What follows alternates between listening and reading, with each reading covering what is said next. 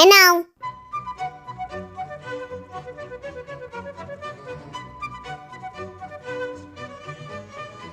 দাও।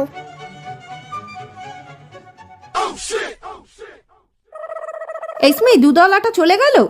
হ্যাঁ, চলে গেছে। তাহলে কি করে আজকে দুধ পাবো?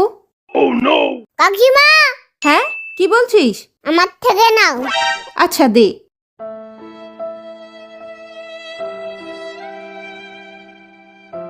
স্মিথ খুব ভালো ছেলে।